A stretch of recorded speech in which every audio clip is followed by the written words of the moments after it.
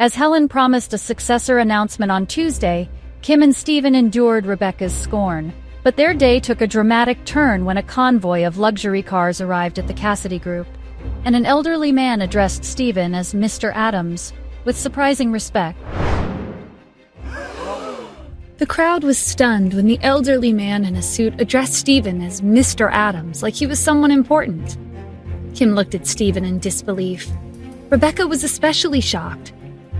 It was only a few moments ago when she mocked Stephen for not being able to afford a single tire of her luxurious car. But now the owner of 20 luxury cars was calling him Mr. Adams. Rebecca boldly confronted the elderly man. Excuse me, did you perhaps mistake this piece of trash as your boss? He's a freeloader who can barely make a living. Why are you adding honorifics to his name? The elderly man turned to Rebecca. There was a menacing look in his eyes. There's no mercy for anyone who insults our boss. Rebecca felt a chill run down her spine. If she said another word, the elderly man wouldn't hesitate to harm her on the spot.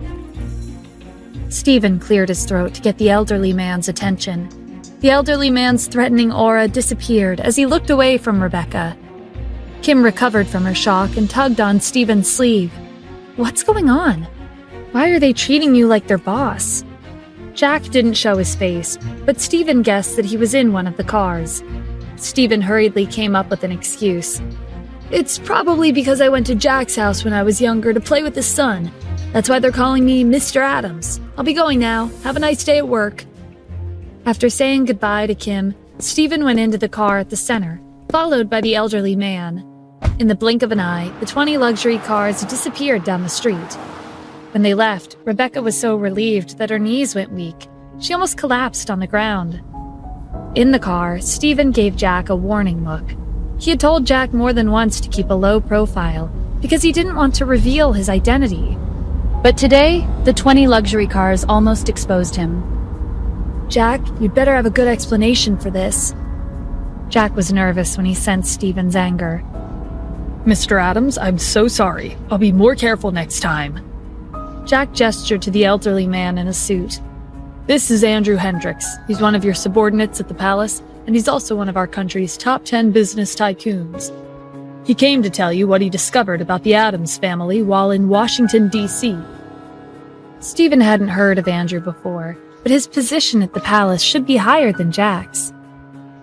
Mr. Adams, please forgive me. I didn't mean to draw so much attention. I tried my best to keep a low profile, but these 20 cars are the minimum necessity to pick you up, Andrew said in a meek voice.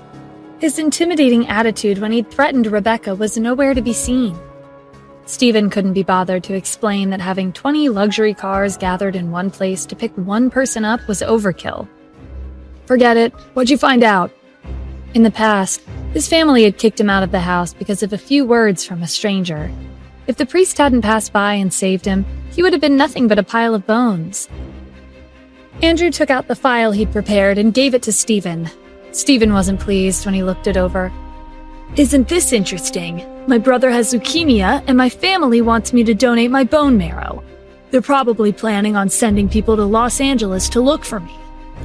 When Stephen tightened his grip on the armrest, it cracked, and the broken pieces fell to the floor.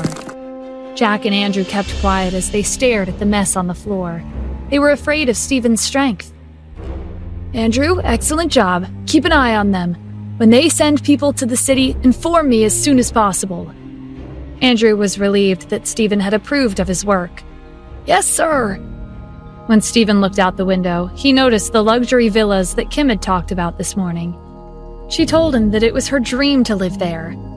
Jack, how many villas are at the highest point in the city? Jack had done his research on these villas before, so not only did he know how many there were, he also knew how much it would cost to purchase them.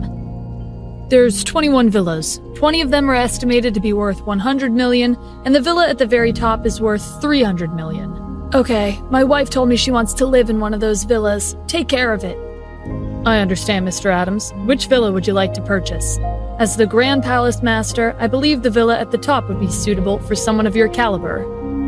Stephen looked at Jack as if he had just asked a stupid question. What do you mean, which villa? I was asking you to purchase all of them.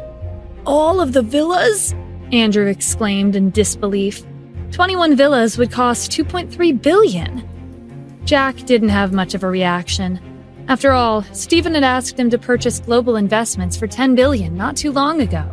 Stephen took out his phone and looked at the calendar. "Jack, I want all of the property certificates for the villas before the end of this week." Jack answered without hesitation. "Yes, sir." But on the inside, his heart was racing in panic. He had no idea how he would be able to complete such a large purchase in a week. To make things more difficult, those who lived in the villas were some of the wealthiest families in the city. By the time Stephen finished his discussion with Jack and Andrew, it was already time to pick up Kim from work. He waited outside the company for quite some time, but he still didn't see any sign of her. Stephen decided to go in and look for her. The first thing Stephen saw when he went inside was Rebecca. A young man was standing next to her. Rebecca hadn't completely recovered from her shock this morning, and she hadn't forgotten the humiliation she faced because of Stephen.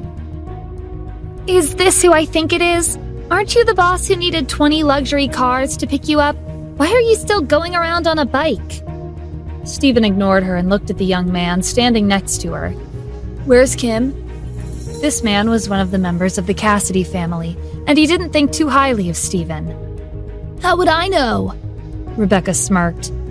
What, are you here to look for your wife? Maybe she's having a good time with another man right now. Why else would Jack have helped you too? Wasn't it because she used her looks to win him over? Even though Jack had announced that he and Stephen were close, Rebecca didn't believe him. No matter how much she thought about it, she could only come to the conclusion that Jack had attended the gathering as Kim and Stephen's guest because he coveted Kim's attractive appearance. Stephen glared at Rebecca. It didn't matter if people laughed at him or criticized him, but it was a different story if they insulted Kim. Before Stephen could respond, Harry entered the building. Behind him was Kim, who was carrying several bags. Kim, isn't that your good-for-nothing husband? It looks like he came to pick you up from work. Well, that's the least he can do as a freeloader in your house. Kim was surprised when she saw Stephen. She thought he had some business to attend to with Jack today.